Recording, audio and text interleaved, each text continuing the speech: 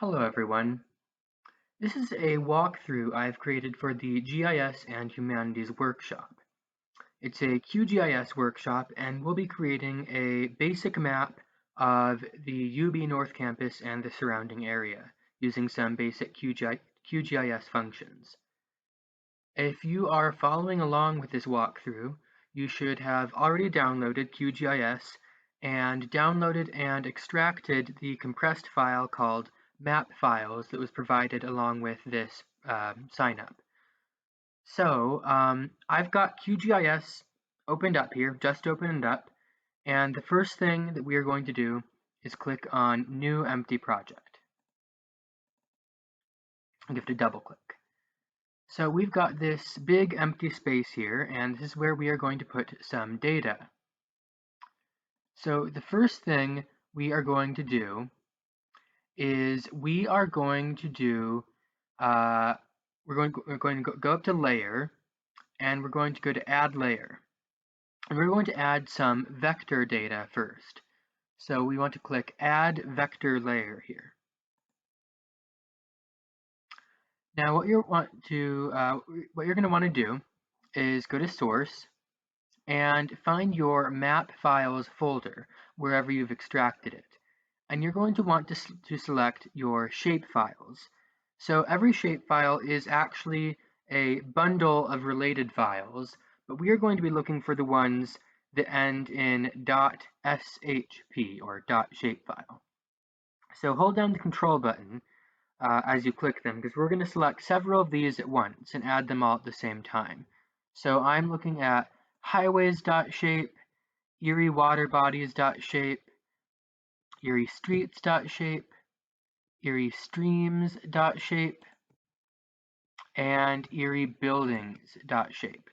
I'm going to click Open, and we don't have to do anything here. Just click Add. Now what comes up here is a warning that's basically about the projections for this data. So whenever you open up data in a GIS program like QGIS or ArcGIS, every piece of data you add is going to have a projection, just like a regular map projection, something that tells the program how to take these coordinates that make up the data and display them. But for our purposes, we can ignore all this because luckily this data has already had its projections defined. So we don't have to worry about this, just click OK. We can close out of this window. And what have we got here? So it looks like a lot, but if we take a look at it, we can see that this is Erie County. It's showing all of the streets and roads and highways in Erie County, all of the water bodies, and all of the buildings. So if we're going to create a map of UB, what we want to do is start zooming in and try to find the UB North Campus area. So as we zoom in, we can see it's here, with the surrounding loop of the highway. Zoom in a little bit more. So all of this data has been loaded in with just kind of default randomly generated colors. So we're going to want to change this to make it more readable and presentable and pretty. But actually, before we even do that, what I'd like to do next is add in our raster data. So our raster data is going to be our elevation data. So let's go back to Layer, and let's go back to Add Layer and click Add Raster Layer. So let's navigate in our map files folder and find the file that's simply called elevation. Click Add and close out of this window. So, oh no, where'd all of our data go? All of our other data sets. Well, if we look at the space on the left side of the screen here under Layers, we can see all of the data we've added in a list. And as it turns out, we can actually change the order in which these data layers appear. That they are actually layers that stack on top of each other. So if I click and drag elevation to the bottom, it will appear on the very bottom and all of the other data will appear on top of it. Now, of course, our elevation data has this just default automatically generated gray color, and that's difficult to look at. So we want to start working on making this symbolized, the symbols we use to represent this data more readable and something that you can enjoy looking at as a map. The very first thing I want to do is work on our elevation. So we're going to right click on this, and actually first what we're going to do is click copy layer. Actually, pardon me, duplicate layer. We want to duplicate this layer, and we'll see why in a moment. So I'm going to unclick the top one and check the bottom one here. So you can check off which layers appear by clicking the little checkbox at the side here. And I'm going to select the lower copy of the elevation layer. Go into properties, and now we can start to change how this shows up on our screen. So currently, under Symbology, we're at render type single band gray, but we want to add a bit of color to make it easier to look at here. So we're going to click on single band pseudo color, and then we're going to choose our color ramp. So you can choose a number of these default color ramps here. I'm going to go into this thing that says create new color ramp. Then I'm going to click this catalog CPT city, click OK, and this will give you a much wider range of color ramps to choose from. So with one of these color ramps, the lowest elevations will be one color, and then there will be a gradient of colors leading up to the highest elevation. So you can choose whichever one you want. I'm going to choose one of these topography ones. Let's see here. We can click apply to initially see how this looks. So it's all blue here. The fact of the matter is, there actually isn't a lot of variation in elevation right around the UB North Campus area. So we're not going to see a ton of variation. One thing I'm going to do is change the color ramp to exact, or discrete. Discrete is what I meant. So now we can see a bit more here, but this looks very bright, kind of garish. So I'm going to change the gamma, which will lighten it a bit. We can change the brightness, that'll lighten it a bit. So now it's just kind of a pale yellow.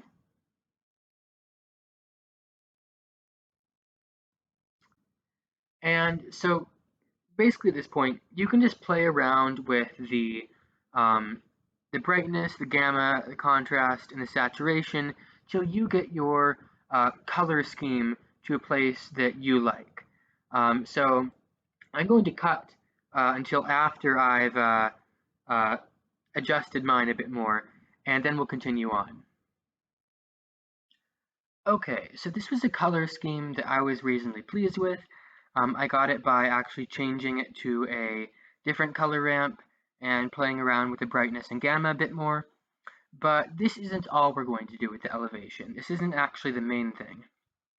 So what we're going to do to make this look a bit nicer is we're going to check the other elevation copy, the one on top of it that is now hiding it, and we're going to go into properties there as well. So for this one, we're going to go to render type, and we're going to do Hillshade. And so what Hillshade does is it essentially creates a representation of the landscape showing what it would look like from if the sun was shining at a particular angle, creating shadows. So this creates kind of a sort of 3D looking representation of the landscape. And what we can do is we can kind of combine this or layer it on top of our color scheme to create a more attractive looking map.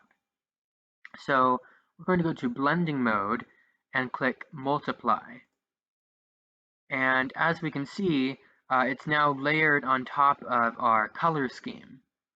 Now we're going to want to change, once again, the brightness and gamma so it isn't so dark. So I'm going to increase the brightness here. I'm going to increase the gamma just a little bit.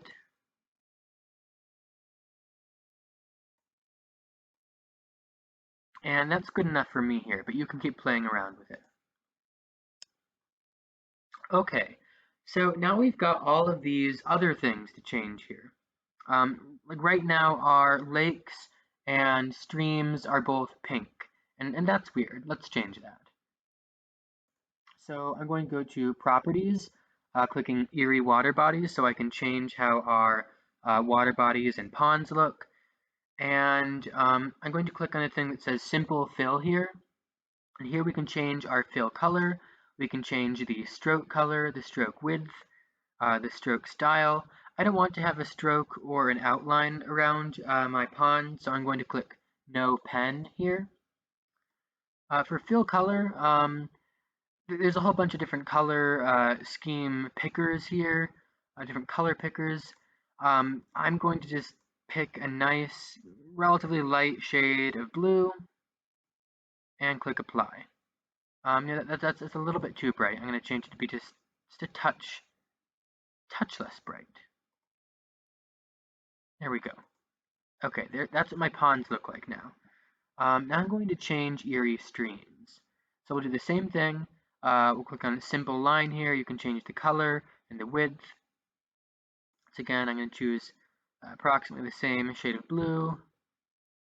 And I'll increase the width by a tiny bit. Maybe a tiny bit more. Now a tiny bit less. Okay. And now you can do the same with your streets and highways and buildings. So take a moment to just edit those colors, see which ones you like best. I often like to make the streets red or black. Those are both common colors to represent streets, but you can choose what works best with your color scheme. So I will cut to that in a minute here. Okay, so this is the color scheme I've chosen. I gave my buildings a gray color. My streets and highways are red. I made the highways, as you can see over here, thicker than the streets since they're bigger roads. And if you look at the order of the layers right here, I put both the streets and the highways above the water bodies and streams. So it doesn't look like the streams are cutting through the streets, but rather the streets are going over the streams and rivers. All right, so we've got this set up. So next we want to actually set this up as a map. So we're going to go to Project here, and we're going to go to New Print Layout. And we need to give it a name, so I'll just call it UB North. And the first thing we're going to do is go to Add Item and click Add Map here. And so we can kind of stretch out the area in which we want our map to appear. I'm going to leave a little bit of blank space at the sides and bottom for reasons that we will see, but you can do it in whichever way you want. So when we've got this tool selected, Select Move Item, we can move around the extent of our map area and change its size and so on. We can also go to Move Item Content, and this will actually allow us to move around the area that is shown on the map. I'll take a minute to reload it, and we can use the scroll on our mouse to scroll in and out, or to zoom in and out essentially on our map area. Well, that's a bit too far. I need to zoom in a bit.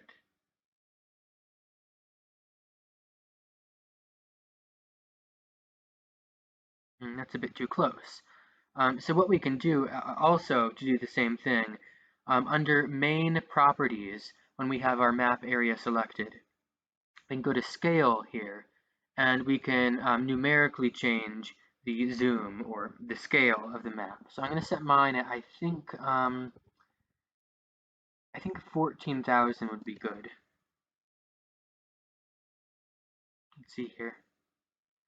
Yeah, that's pretty satisfactory. I'm just going to center it a bit more.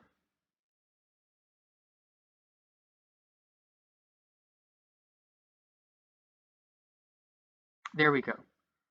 Okay. So every map has to have certain basic elements. We're going to need a map title. We're going to need a map legend, a scale bar so people know the size of the area they're looking at when they see this map. A north arrow will be necessary so people know which direction the map is oriented towards. And of course we'll need our name since we need to give ourselves credit for making the map. So the first thing I'm going to do, I'm going to add a legend. And we can just stretch out with a little box the area where we want our legend to be. So automatically, it just puts everything on the map that's into the legend. So with our map, the center of focus isn't really the elevation, so I'm actually going to remove the legend for the elevation from our map, even though if you were making a map where the elevation was something that was actually kind of important that you were showing, you would definitely want to have the elevation in the legend, but just for our purposes right now, we're not going to have the elevation in the legend. Or you can keep it if you want, but I'm removing it. So to remove things from our legend in QGIS, you want to uncheck auto update. And now we can select whichever things we want to remove from the legend by selecting them and then clicking the minus button here. So we're just left with the highways and streets and water bodies and buildings. So I'm going to adjust this. So, I'll have to adjust this a bit more. I'm going to shrink my map area a little bit.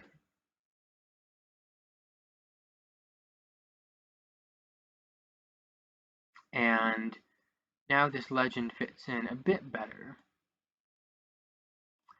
But now we can change the name of the items in the legend. So right now it just shows the file name. So Erie / water / bodies.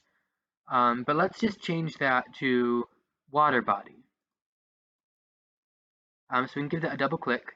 And now I'm just going to type in water body. And then go back to legend item properties. And we can do that for the others.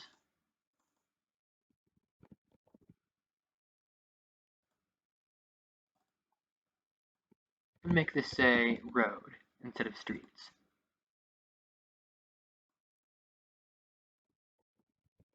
Make this a stream or river.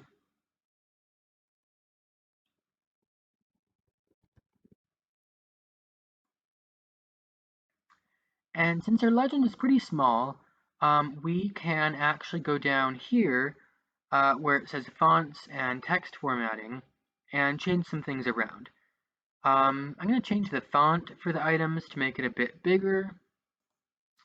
I'm going to increase it to 17.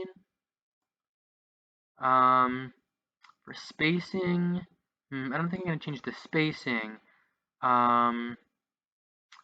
I'm going to go to symbol and change the symbol width and height.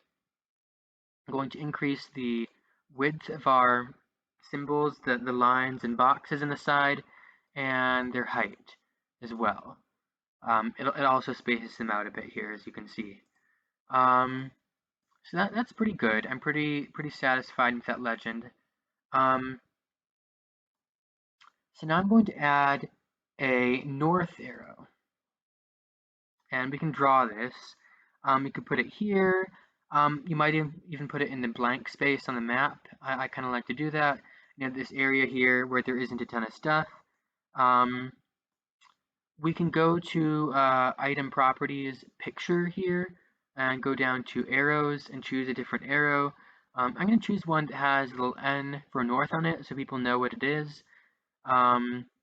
We can go down here and change the colors.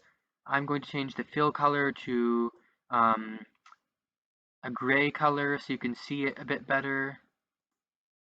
And that's good. Now I'm going to add our scale bar.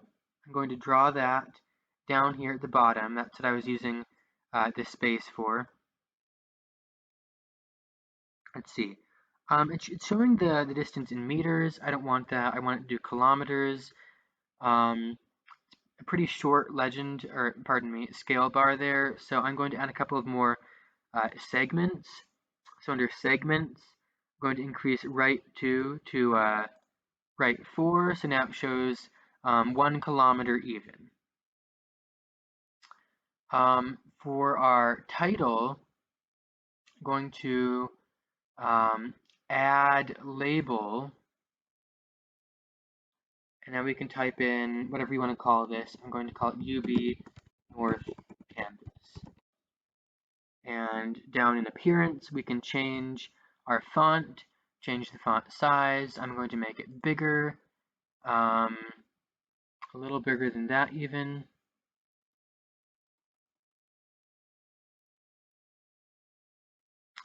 I'm going to center it in the box vertically and horizontally, increase the size of the box just a tiny bit, and there, right in the center.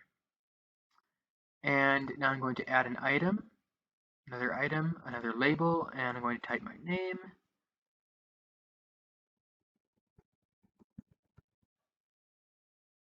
Increase the size a bit. Increase the size of the box. Center it. And yeah, so that is our very basic map. You can take a look at UB campus. You can see the roads, the ponds, and the buildings, just in a very, very basic way here. It's got the basic elements of a map, a legend, north arrow, scale bar, and a title. And what we can do now, first, let's go back down to our main area here in a different window. We want to save our project here. So everything we've done here, all of these decisions about symbolizing the data, what data is shown here, we can save that to come back to later by saving a QGIS project. So that'll be a .qgz file. So I'm going to call this draft map 2 since I made one earlier. I'm going to save that. And this saves the print layout along with it. But what we want to do, if we want to export this as a map image that we can look at and open up in a different program, is go to Layout and Export as Image. I'm going to call this UB Map 2. I'll leave it these default settings and give it a minute. There, now it has exported our map as a .png image, and we can go to the folder where we exported it and open it up and take a look. You can also export it as a PDF if you want to. So that is our very basic map walkthrough, and well, the video will end now, but we can take plenty more questions.